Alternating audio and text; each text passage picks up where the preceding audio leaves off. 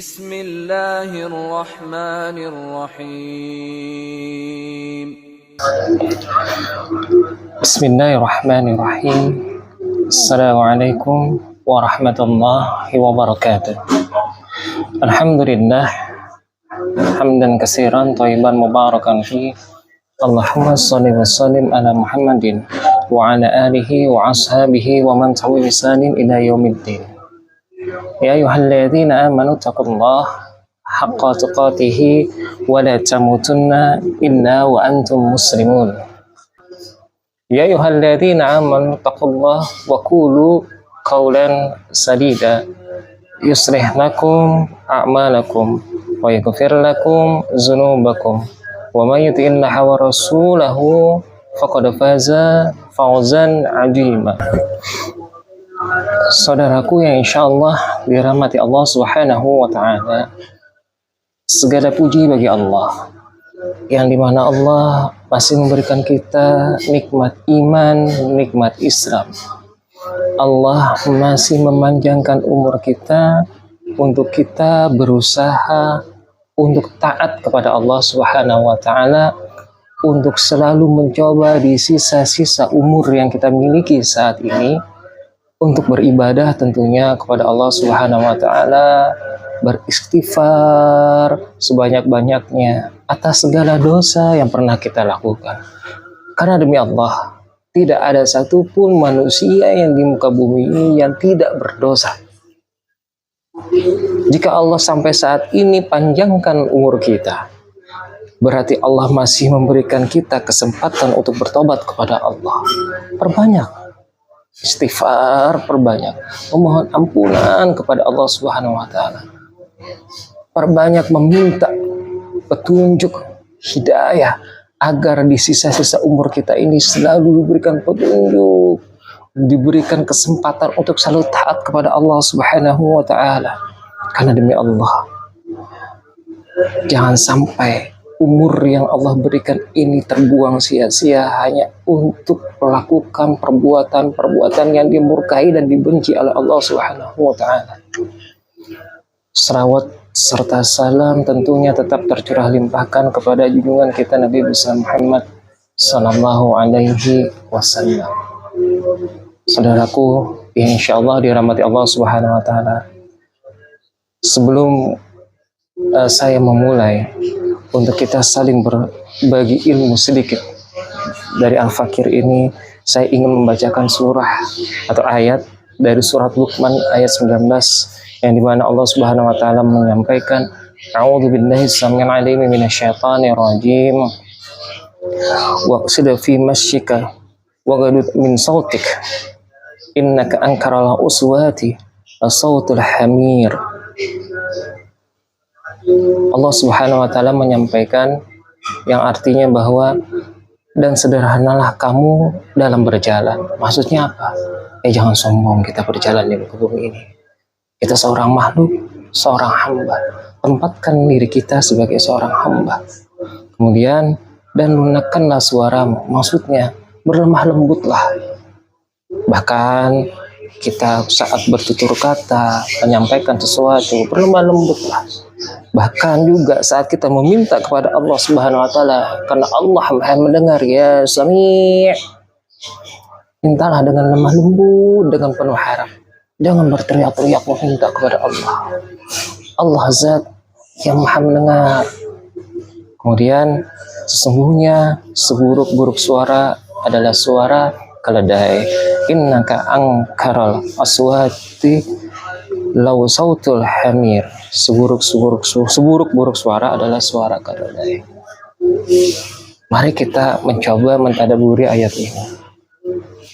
Allah Subhanahu wa taala menciptakan kita sebagai seorang makhluk, sebagai seorang hamba yang sebagai status kita sebagai makhluk sosial. Setiap hari kita tidak terlepas dalam berinteraksi sosial dalam kehidupan kita sehari-hari.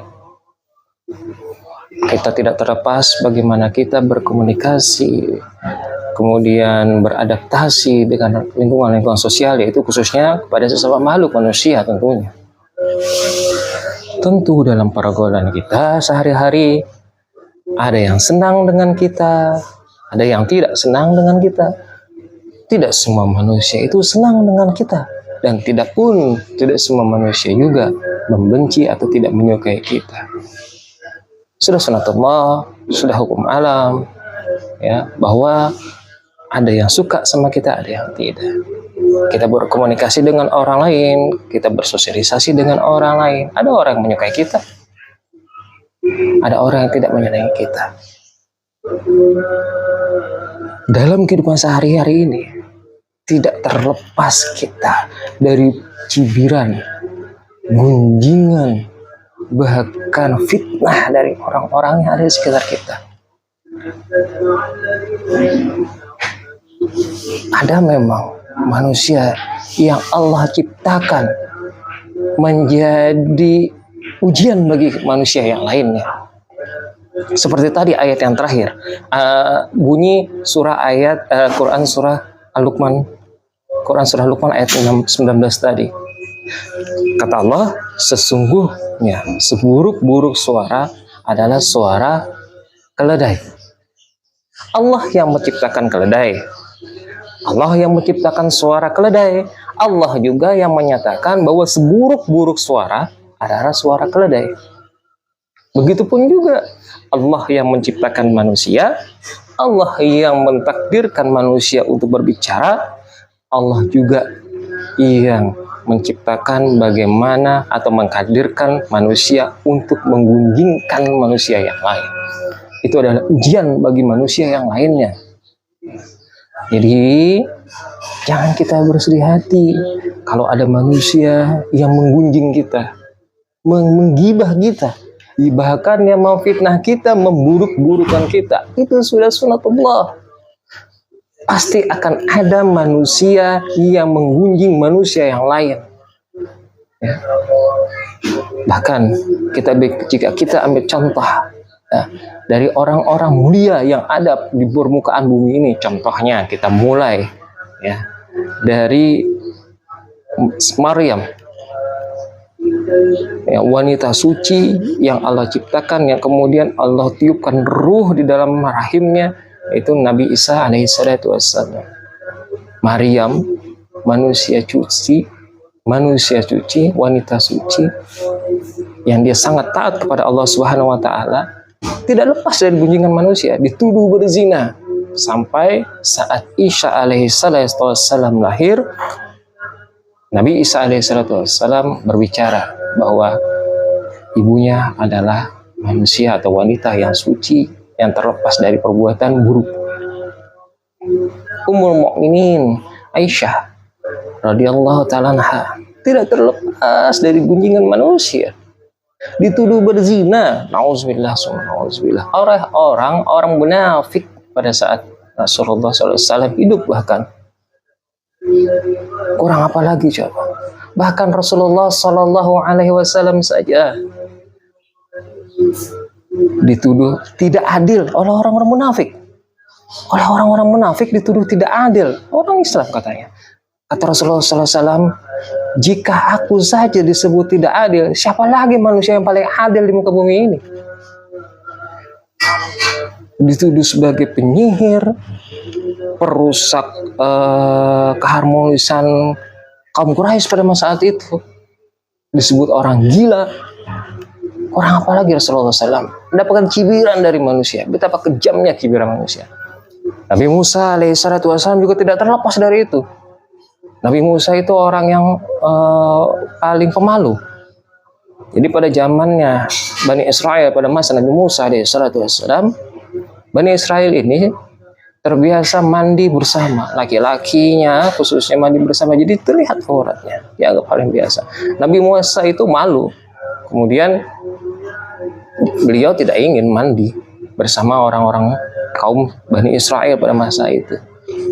Fitnah yang digunjingkan oleh kaum Nabi Musa pada saat itu, Nabi Musa itu punya penyakit kulit lah, badannya ada penyakit lah yang bisa, makanya Nabi Musa tidak pernah mau mandi bersama mereka. Tapi suatu saat Allah takdirkan Nabi Musa pada saat itu mau mandi, bajunya dilepas, ditaruh di atas batu, batunya lari pada saat Nabi Musa memakai baju itu.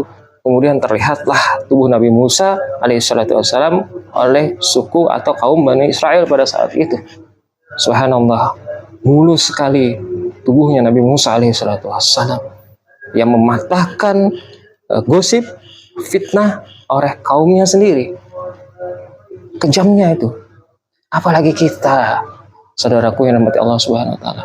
Kita nabi bukan, dapat wahyu tidak pernah, selalu melakukan dosa, istighfar kita belum tentu diterima, mau kita tidak digunjing manusia, mau kita tidak digunjing saudara kita yang lain, jauh dari itu semua. Jadi bersabar saja dengan ujian, cobaan, berupa mungkin fitnah, gibah, orang yang senang memburukan kita, yang menggunjing kita, membicarakan kita. Bersabar saja. Innallaha ma'as sabirin.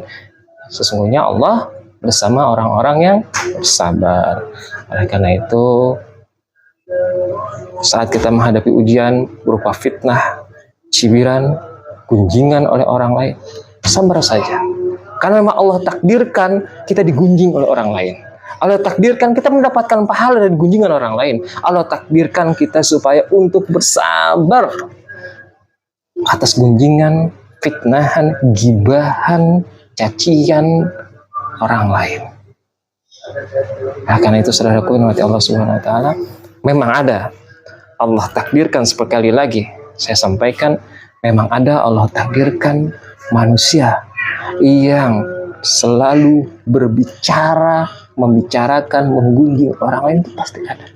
Dimanapun dan kapanpun kita berada, dalam posisi apapun kita, pasti akan ada manusia yang menggunjing kita, yang membicarakan kita. Jikalau orang itu memandang seseorang dengan penuh cinta dan kasih sayang, terkadang perbuatan dosa pun itu dianggap hal yang biasa, dimaafkan oleh dia. Karena apa?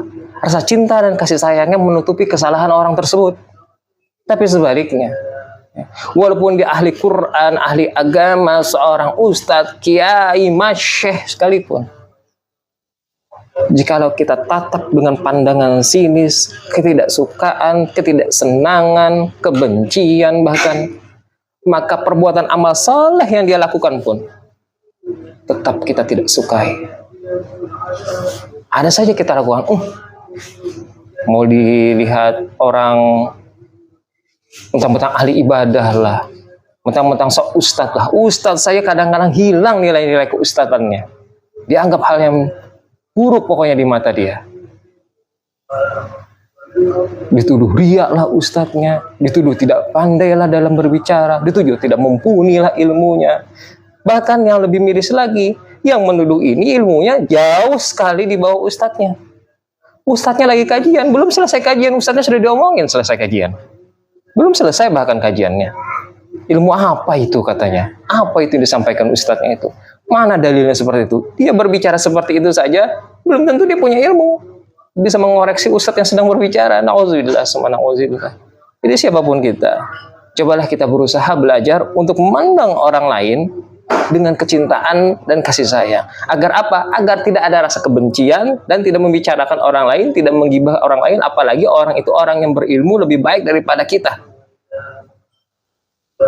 Kita membicarakan orang lain, merasa diri lebih baik biasanya. Orang yang suka membicarakan orang lain itu biasanya merasa dirinya lebih baik daripada orang yang dibicarakan. Padahal kemuliaan itu bisa nanti Allah yang menentukan, bukan kita yang menentukan mulia apa tidak.